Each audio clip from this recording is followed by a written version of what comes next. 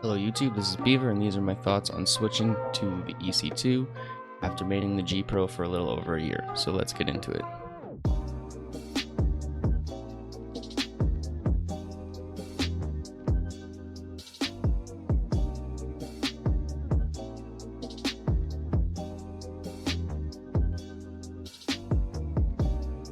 Okay, so first I'm going to go into some pros and cons about each of the mice, and then I'm going to give you an overall conclusion.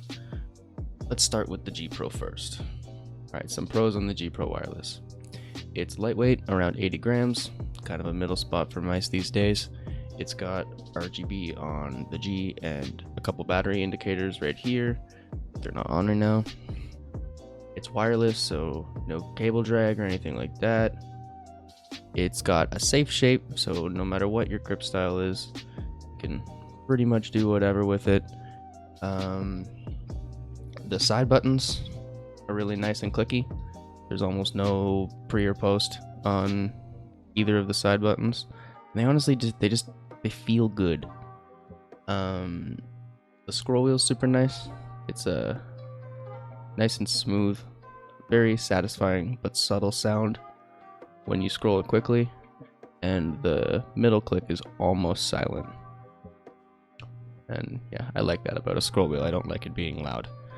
And the last thing is that a very balanced mouse. Like when I slide it across my table, it doesn't go towards either side.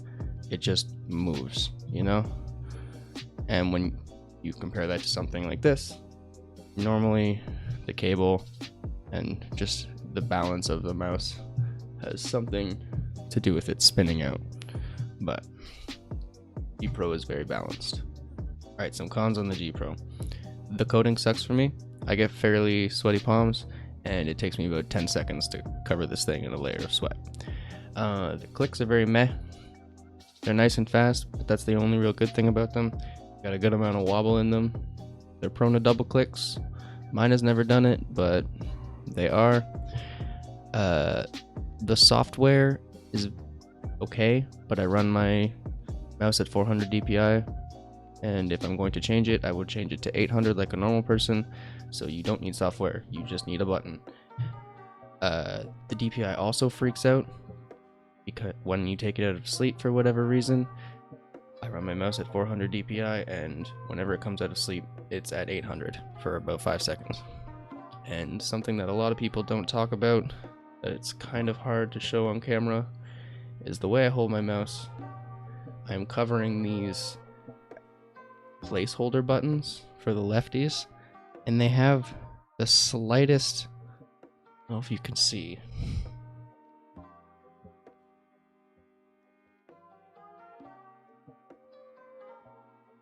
they have the slightest bit of wiggle in them, and I can feel it, and it just bothers me. And now on to the Zowie EC2. Okay, some pros on the Zowie EC2. The shape just fits my grip style, whereas I kind of forced my claw on the Gpro. It's just how the mouse is shaped on the EC2. Overall, I think it's just more comfy. It's got a little more subtlety in the way it's designed with the curves and the buttons and on the sides. Also, it being ergonomic just makes it better for long use. The clicks are better, I would say, to me. A lot of people find them mushy, but I kind of like the fact how they have like some beef to them, where on the Gpro they feel like it's just like it's a feather click. Sometimes you click it accidentally, and yeah. And overall, the shape, that's the main thing, the shape.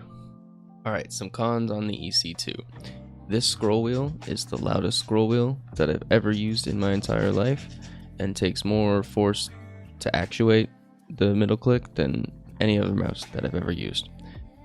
The side buttons are a nice size and in a good position, but there's a lot of mushiness to them, and I think that's to the fact that there's just so much post travel. You click it and then you have like a full half centimeter to play with almost.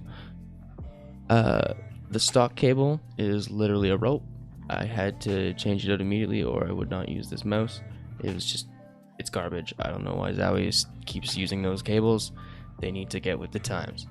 But that being said, the fact that it has a cable at all, even though I changed it out to this paracord, kind of takes a point off the mouse anyway, because wireless mice are the future.